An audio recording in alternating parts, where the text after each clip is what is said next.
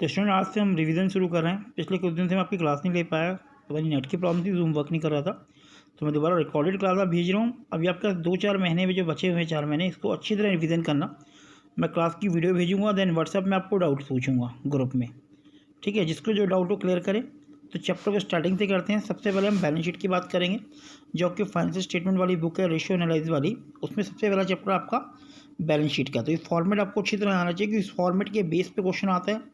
इसके अंदर जो भी फॉर्मेट है, इस फॉर्मेट के हेडिंग, सब हेडिंग और सब हेडिंग आपको याद होनी चाहिए।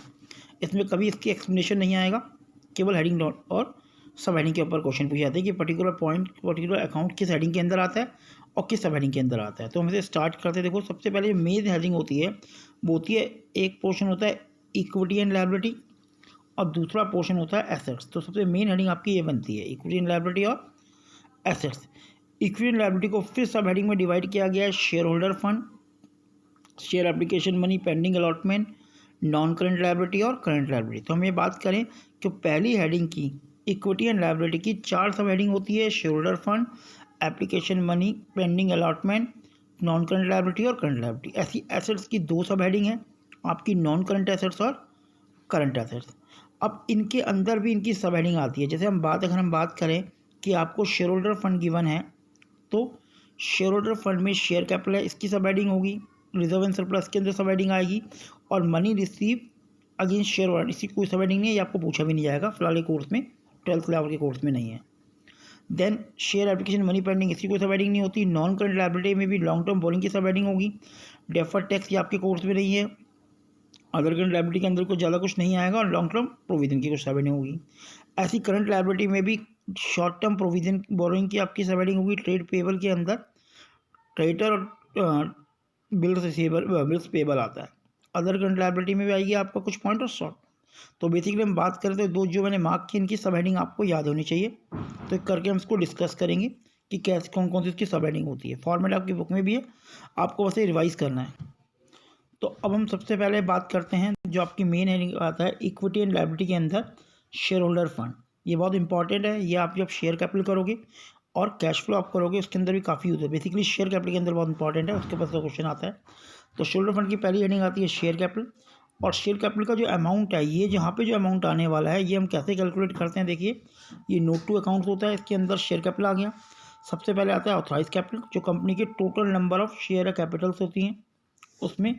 फिर आता है इशूड कैपिटल, जो कंपनी पब्लिक को ऑफर करती है परचेज करने के लिए। Then subscribe capital, subscribe capital वो कैपिटल होती है जिसके लिए पब्लिक पैसा भरती है, कंपनी में पैसा इन्वेस्ट करती है। फिर subscribe capital fully paid up, जैसे मैंने बताया था कि 10 का शेयर आपको 10 के 10 रुपये मिल गए तो फुल्ली पेड अप में आते हैं। Subscribe but not fully paid up में आपने या तो पूरा पैसा मांगा नहीं है। Then subscribe and not fully paid up में क्या होता है कि जो शेयर की जो फेस वैल्यू में पता है, हमने पैसा मांगा या तो पूरा पैसा मांगा नहीं है, पूरा पैसा मिला नहीं, आपको से लिखा हुआ आएगा।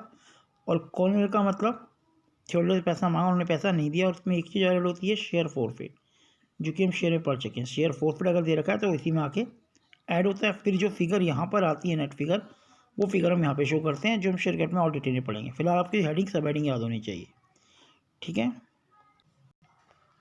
अगला आता है आपका जो सेकंड पॉइंट है, शेयर होल्डर फंड के अंदर रिजर्व एंड सरप्लस। जितनी भी तरह की रिजर्व सरप्लस के नाम से सब हेडिंग आएगी, वो इसका पार्ट होता है। जैसे capital reserve, capital redemption reserve, security reserve, debenture redemption reserve, share option, outstanding account, ये सब आपको नाम याद होना चाहिए। इसकी मीनिंग कभी आपके कोर्स में नहीं है।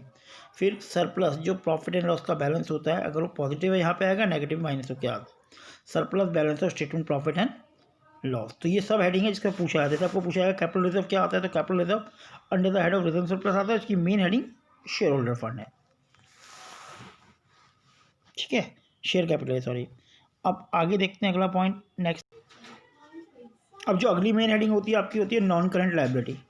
अब नॉन करंट लायबिलिटी के अंदर क्या क्या आता है, देखो उसकी सब हेडिंग क्या है, long term borrowing, deferred tax liability, other long term liability and long term provision. तो इसमें केवल आपकी लॉन्ग टर्म बोरिंग की सब हेडिंग आपको थोड़ी याद करनी है और लॉन्ग टर्म प्रोविजन की, ये दोनों आपके कोर्स में फिलहाल नहीं है। बीच के 2 पॉइंट जो है डेफर्ड टैक्स लायबिलिटी और अदर लॉन्ग टर्म लायबिलिटी के ऊपर इतना पॉइंट नहीं आता है।